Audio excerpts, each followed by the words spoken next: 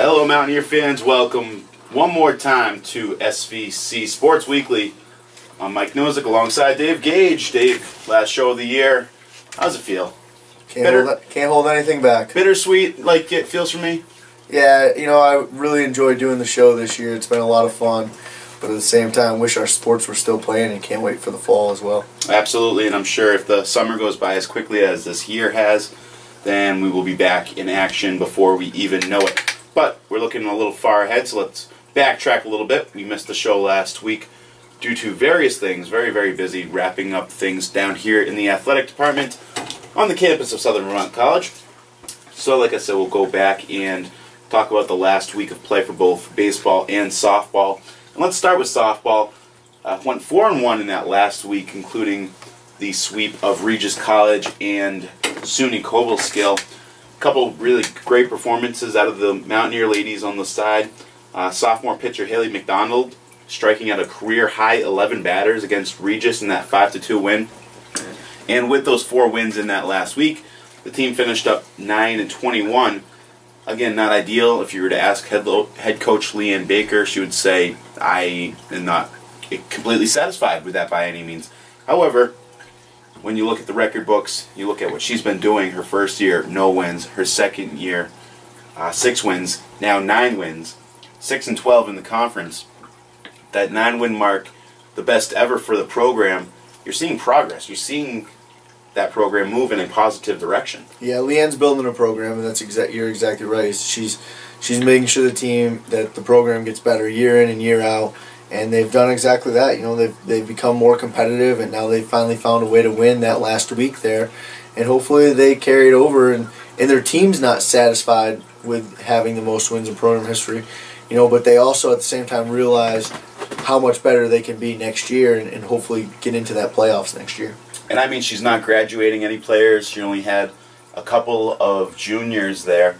So given that the majority of the team and that nucleus comes back, they could really, raise some eyebrows next year in the conference. Absolutely, and they showed that this year with wins over Daniel Webster. They played on a couple other teams that were in the playoffs very well, and teams that a win here or there, they're in the playoffs this year. But I don't think, as long as this team gets better this year, and I'm sure Leanne's going to bring in a good recruiting class to put them over the top, and they should be right in the mix of things next year.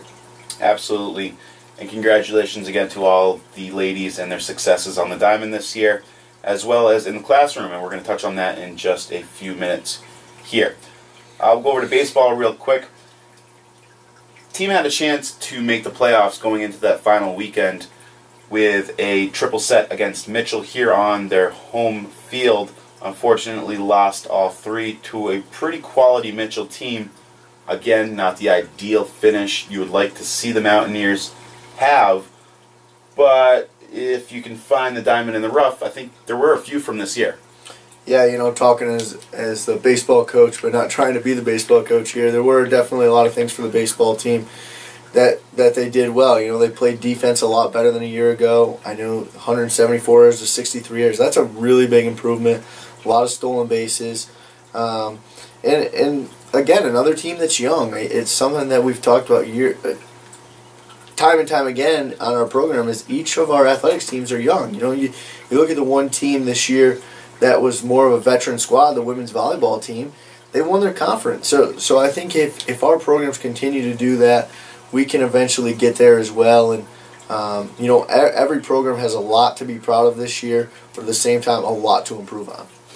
Yeah, the baseball team finished 11-24 after being 11-11 at one point. Do you think that Mountaineer fans can expect to see the same out of that team next year, or that the same being a hot start? I hope so.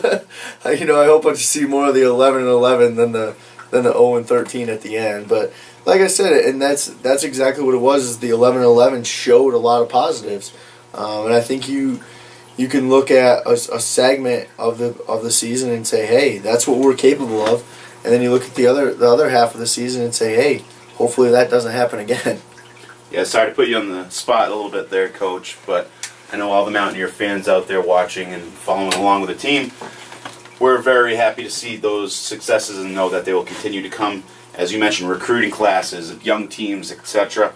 Only one junior, so Kowalczyk coming back as a senior left-hander. And again, I just think that progress, putting the wheels in motion. Former athletic director here used to use the term inertia. Things in motion tend to stay in motion, and I think both of those spring teams really started to get that going, so that come next fall, their players are hungry. They're going to be hitting the cages. They're going to be, throwing outside and then inside once the snow and cold weather comes. And come fall, they're going to be really, really hungry to get back out, face those conference teams, and prove that they are getting better instead of just staying the same. Absolutely. All conference awards were handed out Monday and Tuesday from the New England Collegiate Conference. Softball team, second year in a row that the team was awarded the Team Sportsmanship Award. Now, some people around the conference might, and as a coach you might be able to, offer your input about this. They feel it as kind of a, well, we did good and we weren't sore losers, but we'd rather be winners. Do you feel the same way? It's not like it's a negative award by any stretch. But no, I think the Team Sportsmanship Award is something that maybe isn't completely, like you said, there's a lot of different attitudes towards it, but I think it's something that as coaches, a lot of us really like getting, because it's something that says that you're developing men and women on the field or on the court, and you're not coaching boys and girls anymore. And it's something that Leanne does very well, and I think she's very deserving of her program winning the award back-to-back years, is she develops an 18-year-old high school girl, so to speak, to become a woman at the college level. And it's something that a lot of our coaches do well, but I think that Sportsmanship Award just proves how well Leanne does it with the softball program. Absolutely, and I think you're right on point there. And again, no one likes to lose. Unfortunately, though, you see that a lot of times this award goes to teams that didn't do as well as others. And we say, again, 9-21 for their overall record. Not the best, but it could have been worse. But when they lost the right way. Mm-hmm. They were always positive with each other, the other team, the officials. You never saw that kind of stuff out of her players where they're either barking at their opponents or barking at the umpires. And again, like you mentioned, I think the award was well deserving, and the fact that she has put in this kind of culture within her team that, win or lose, we are going to be standout human beings doing so. Yeah, and you're exactly right. Is they learn the life lessons that come along with sports. That you're not going to win every game. I mean, that's reality, and in life, you're not going to succeed every single time that you do something. And the softball program has done a good job of accepting that and like you said, being adults about the situations that they're forced with. Absolutely, and once again, congratulations to the Mountaineers for gaining that award. On the baseball side, senior Corey Armstrong was selected as an honorable mention to the all NECC baseball teams. He hit .310 on the year, .379 on base percentage. He also made 9 appearances out of the bullpen, recording a 2.79 ERA and only 2.25 against conference opponents, only allowed 1 earned run on the hill there. And then in the field, as you mentioned, defense getting better, he didn't commit any errors. And at first base, you might think, well, how many errors could he make? He had 162 total chances between pop-ups, just routine plays, even ground balls to him. He did it well. Yeah, Corey definitely, he was a great first baseman. I'm sure saved a lot of errors for teammates as well, over at first base. And as I mentioned on Inside the Dugout, he really developed our other first baseman to become better. So Corey was well deserving. He's definitely an all-conference player. I think his second time in his 4-year career. Arguably one of the better hitters to ever come through the Southern Vermont program. I think finished with about a .330 batting average. I mean, that's getting it done right there, hitting wise. And like you said, just overall this year did a really good job of getting hits and battled through injuries the whole year and continued to play through them. And a very well-deserved award for Corey to go out in his senior year. Again, you mentioned that the baseball team was fairly young, and for the most part it was this year. And you see, a senior getting accolades and doing so well in the diamond. But as you pointed out, I think what he has taught and instilled into the younger first baseman, you're going to see that the defensive abilities or progress continue into next year. And kids like Adam and Cody Labadia will be able to take what they learned from Corey and utilize it next year to continue to limit the errors. Yeah, exactly. What Corey did behind the scenes for other players, even on the mound, was really outstanding and something that will truly be missed, in the baseball program.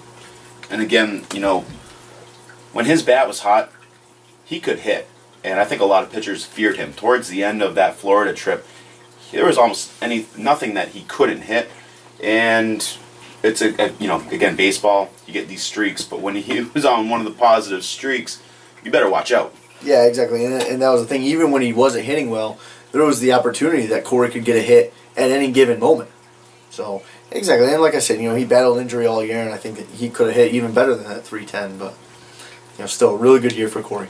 And once again, congratulations to Corey. And we mentioned that there were some other awards given out. We had the Athletic Banquet last Monday. Each team was able to present their team awards to various players for various things. We won't mention them all, but we will highlight the main awards that were given out that night. We'll start with the Scott McKenzie Sportsman and Sportswoman of the Year. Sportsman of the Year, Tayshawn Johnson, a name that is quite familiar to this program. Again, a well-deserving young man who in 3 years' time became the third leading scorer in SVC basketball history and just always carried himself well around campus. He's always looked up to and acted as almost a role model for both the younger guys on his team as well as fans and players from other teams. Yeah, and you talk about that sportsmanship piece. Tay was a guy that struggled wins and loss-wise, but he was a superstar on that team, and every day he still worked hard and did what he needed to. And as we talked about during basketball season, everybody knew Tay was going to get double and triple team, and he still scored 23, 24 points a game. And definitely very, very well-deserved award for Tay. The Scott McKenzie Sportswoman of the Year was Danielle Healis, women's volleyball player, All-American, assistant coach for the men's program, and another young lady who just exemplifies the Scott McKenzie ideal. Yeah, again, same thing. Sportsmanship came into that. She never saw her yelling across the net at another team, but at the same time, a true leader on the court. And like you said, she was an All-American. Talent-wise, it's very tough to argue there, especially. Yeah, and just her work ethic, not only in athletics, but I think it happens across the board. Whether it's academics for her, her GPA is outstanding. Being a coach, being a leader for her friends, or just other people again on campus like Tay, it's someone where they see her and say, maybe I want to be a little bit more like her in her work ethic. Yeah, and I think that's exactly what that award is for. It's that person that when you see on the campus, you're like, what? They're a really good athlete and a really good person to go along with it. The Male Scholar Athlete of the Year, baseball player Jared Hayen, criminal justice major who had a 3.89 GPA, I believe, after the fall semester. So again, it's called the Scholar Athlete Award, and I think usually the recipient, they try to find a good balance between the two of academics and athletics. And Jared exemplifies that by any stretch. Absolutely. To be able to play a 40-game schedule in a month and a half and still carry a 3.86, I don't care what your major is, what you're doing, outside. That's really doing a great job. And Jared is one of the guys that he isn't just a player on the team. He's a starter. We had one of the highest batting averages for us this year, and so very well deserved. And that's a great GPA. And as a sophomore, he better keep it up and continue to have that high GPA. And the Female Scholar Athlete of the Year, someone else who swings the bat, Miss Shelby Jones from the softball team. As we alluded to, previously a few minutes ago, that they get the grades, Shelby, outstanding GPA again, outstanding athlete once again. Some people might make the argument that she got snubbed from the all NECC team, and that the nature of first base allows that there are so many great players around the conference that she might have just missed by a few votes. But regardless of what she's doing on the field, she's also making the grades off the field and in the classroom. Yeah, again, those are great awards to give out. Is we do recognize the two athletes that I guess most exemplify it, but there are a ton. As we vote as a department, there are numerous names on that list that we say, hey, this person's deserving, hey, this person's deserving, and you get the opportunity to tally up the votes, and definitely a lot of names, a lot of student athletes out there in our programs that are well deserved to be student athletes, and especially Jared and Shelby did a great job of winning the awards. Yeah, you're right on point there. It's not like they ran away with the awards by any means. There were definitely handfuls of names on both sides. And also for the Scott McKenzie Sportsman and Sportswomen, they just happened to be the best this year. And we again congratulate Tay, Danielle, Jared, and Shelby. Now, Scott McKenzie, a name that we've mentioned a lot. Back in the fall when we were soliciting nominations for the Hall of Fame, I think someone in this very room brought up the point that, well, we have this award named after, a great man who used to work at this college. How come he isn't in the Hall of Fame? And last Monday night, he was inducted after a very brief conversation. Once that comment was made, we said, well, this should be a no-brainer. And he's the women's soccer coach at Juniata College now, so he wasn't able to make the fall induction ceremony. So we kind of collectively just said, we'll put it off until the spring. Hopefully he comes up for the banquet, and then we can honor him there. Which happened, and I think he was very honored. His family was beyond happy. I mean, just the looks on his daughter's faces, I think, made it all worth the while for him. Mm-hmm. Yeah, absolutely. Scott is a guy that, as an athlete, when at the banquet it said the Scott McKenzie Award, you realize what he did for the entire athletic department, for the school. He did so much here, whether it be admissions, whether it be building the women's soccer program while he was here, or whatever that might be. The sportsmanship piece that Scott is so well as. When Scott comes back here, he talks to the other coaches. He explains, what he went through here, how he succeeded here. Two of our coaches are because of Scott. So he's done so much, very well deserved, and a coach that I think all of us here, when we talk to, try to learn something from him. Like you said, coaches learn a lot. They can respect his ability to be in that position. But I think he's in the Hall of Fame not only because of his coaching, but because of, as you alluded to, everything else that he did, whether it was the SID, admissions, etc., etc., etc. And that's the thing, the list would go on and on and on. I never got the chance to personally work with him, but from what I've heard, it feels like he's one of those kind of guys that you ask him if, he can help you out, and he says, absolutely, let's get down to it. You ask him, can we build a 5-foot wall? He says, why not build a 10-foot wall? And I think all of his hard work at this institution needed to be recognized, and he tries to push it off and say that it's all because of his athletes that are the reason that he is now in our Hall of Fame. But he had to wake up day in and day out and get out of bed, come up here to the campus, and do what he was doing because he loved it.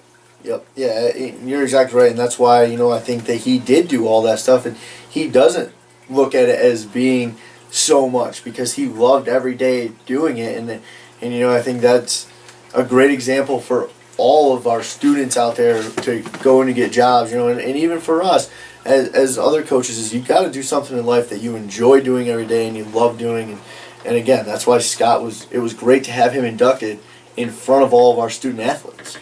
Absolutely, and I 100% agree with those comments and the fact that he should be in. And now you go into the St. Joseph's College / Southern Vermont College Athletics Hall of Fame, and you'll see Scott McKenzie's plaque. So once again, congratulations, Scott. Well deserving. So Dave, that pretty much wraps up the 2012-13 year. Overall thoughts about the Mountaineers? A lot of ups, a lot of downs. I think, like I said, a lot of young teams really excited for the future. Same time, can't forget about all the playoff appearances that our teams made. You know, men's and women's volleyball, men's soccer, women's soccer. Women's soccer set a program mark for wins. Like a ton of positives out there throughout this year. And through it all, you know, I've had a ton of fun doing this show, being able to talk about all of our teams each and every week and all of our great athletes that we have as well. Absolutely. Now, looking forward to the fall and 2013-14, I know a lot of student athletes are going to be working hard in the summer, whether it's playing in organized leagues, playing in kind of, you know, those more fun leagues, traveling overseas, what be it. And I think all the attitudes around the department have started to gain momentum off of one another and learn from each other, and everyone is moving in that positive direction. Am I wrong? No, I think you're absolutely right. You know, that's one of the nice things about being here is everyone does feed off each other. You know, we're all that tight-knit community, especially in the department here. Is, you know, we all challenge each other, but at the same time, we all want each other to succeed. Absolutely, and I think that Mountaineer fans will be delighted to see what they get as a product on the fields, courts, and trails next year. Make sure you check svcathletics.com for updated schedules and rosters. Obviously, the fall teams will be out first throughout the summer, and then the winter and spring sports will follow. Dave, before we leave, NHL playoffs are going on. Any thoughts? Are my Bruins going to squeeze it out or what? They might. I haven't really followed a ton, but if you want to say no, that's fine. You're not going to hurt my feelings. I know Tuukka Rask is no Tim Thomas when he's standing on his head here. I want you to be happy with the Bruins, so you know we'll say they're going to win, but I have a feeling that it's going to be a Western Conference team taking the cup this year. That's not a bad view, and as we start the show next summer, we'll still be able to talk about the hopefully first place Red Sox, and we're going to leave the Red Sox-Yankees debate for a later time. Yeah, you're not going to allow me not to say anything about the Yankees, but we'll see. All I'm saying is at least the Blue Jays are still in the bottom. If you want to talk about the Devils, we can. I mean, that's fine with me. It's just, how's the farm team looking? Any prospects coming up to get them to the playoffs next year? We'll talk to you all in the fall. Hey, we'd like to thank everybody for tuning in. We'd like to thank all of our guests who we had on the show this year. We hope you all enjoyed it. If you have any feedback, please feel free to email it to me at mknosek, that's Nosek, at svc.edu, and we'll try to make an even better show for you all next year. We hope everyone has a great and safe summer, and once again, go Mountaineers!